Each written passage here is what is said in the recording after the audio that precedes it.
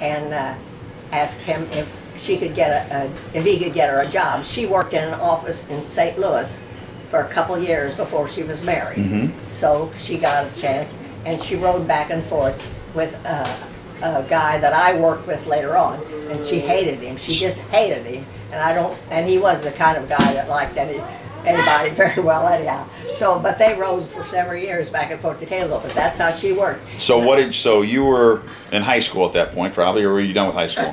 And then I graduated. Okay. And then I don't know. I thought, you know, I need more schooling, but I didn't have any money. But anyhow, I finally got a job. George Sloan got me a job too, and I got into the post office. Mm-hmm. And that was what year? And how old were you at that time when you got your first post office job? Well, I was about 19. 19, okay.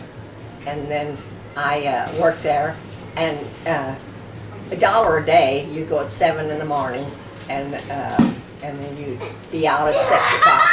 And in Christmas, you delivered all Christmas packages, tried to get everybody to... So were you actually delivering packages? Is that what you were doing, or you were working at the post office? I worked in the post office. Okay. But we were not, that wasn't our job to deliver the packages, right. But we did. That was just a side thing. We just worked in the post office, and you got paid $1 a day? $1 a day. From 7 a.m. till 6 p.m.? Yes. Saturdays too? Sure. And I don't think you got off occasionally. I'd want to go shopping or something, and I'd just ask if I could get off.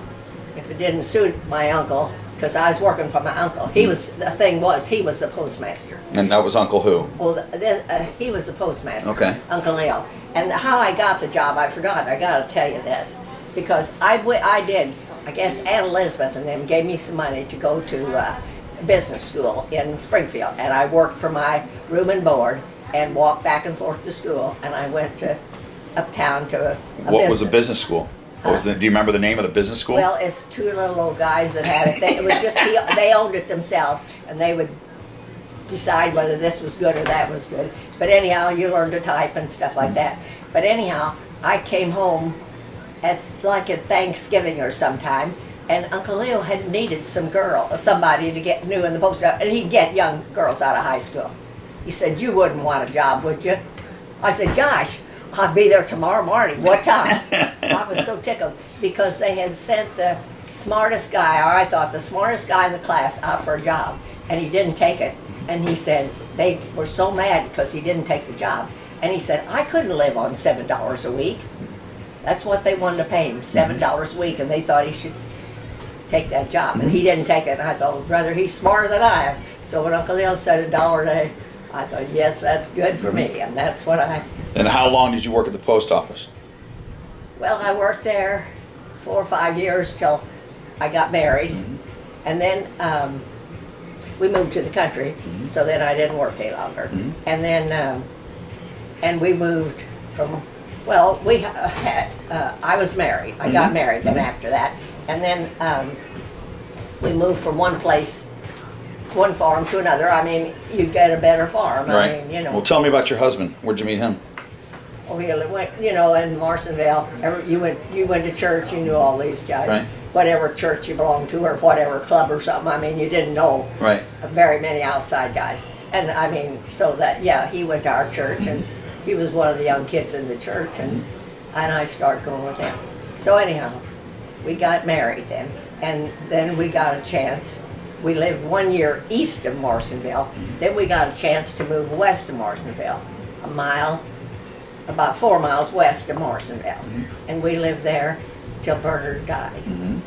And what year was that? What year did Bernard die? What year? That was in '56. That was. And you guys have been married for how many years? Let's see. Jack was 14, so 16 years. All right, so tell me about your children. Well, Jack was the oldest, and Barb was the most second. ornery. Jack's the oldest and most ornery. Yes. Yes.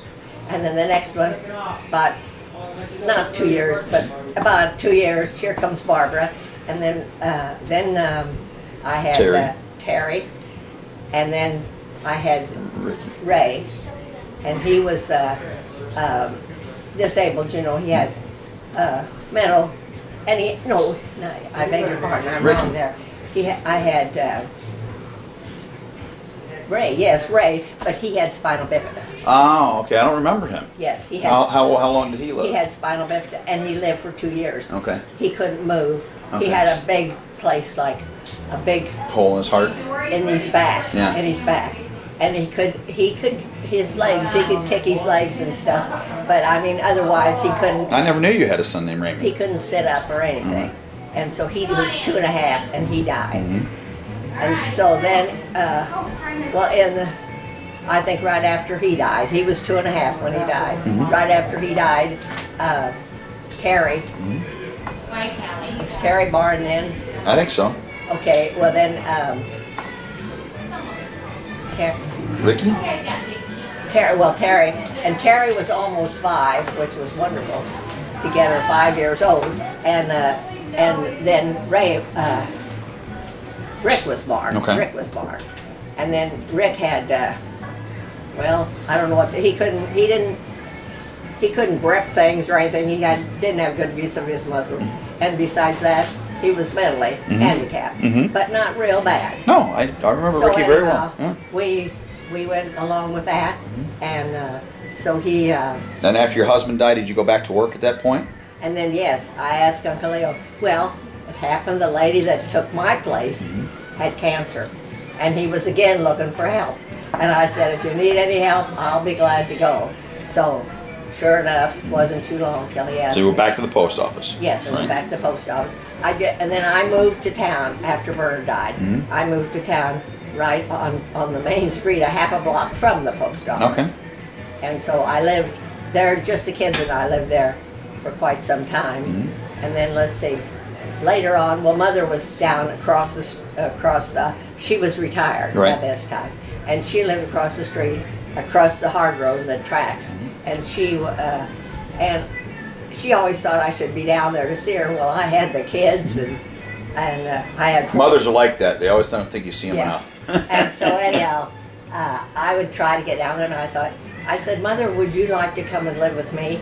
And I said, you think about it. And so, because I had this big house, right. I kept roomers when I went to town. Right. I had 2 or 3 Well, men. didn't Grandma, your mom, have roomers at one point at the White House? Didn't she have roomers up above, or was that your house? No, that was my house. Okay, I remember. As a little kid, I remember coming to the house. I had the roomers. Yeah. And so my mother came, and then there was always a grown-up. Well, she did. It was more for me than for her. Right. Because when she came, I mean, she would get a meal on, and when the kids came home from school, she knew if they went someplace, and they knew she was there, and they knew. Was she strict? What was going on? Was she strict? Was your mom strict? Well, yes. Randy and them, they didn't like her. I can imagine Randy and them didn't like her. So, even Marcy's kids, Terry's kids, they thought Mother was real strict. But Bernie was just telling me the other day, he said, we never thought Grandma was strict. Well, they did. But when they did then. Now they don't. When they would borrow, I lived right by the school down the alley. Then I moved down away from downtown to by the church. So I did this so Mother could, back up a little, I decided, but then I had a pretty good job at the post office, pretty sure that I was good. When were you going to be postmaster? When were you postmaster? I said, and I tell you who I asked, they thought I asked Jack and Harley and Barb, I said, do you think I could build a house, because the house I lived in was big, and it was nice, but it needed a lot of work. It was an old house. That was the White House, right? It was like a corner lot. Yeah, I remember that house. Yeah. Yes. So anyhow, oh sure, they said. And I thought, everything I did was right. So I had to be somebody smarter than me telling me what to do, for sure. But anyhow, I got that house built, and I was making this money. Then they came along and they said, we need somebody to go to Awanaco to be postmaster. And so the guy that was in the post office then, and I had been,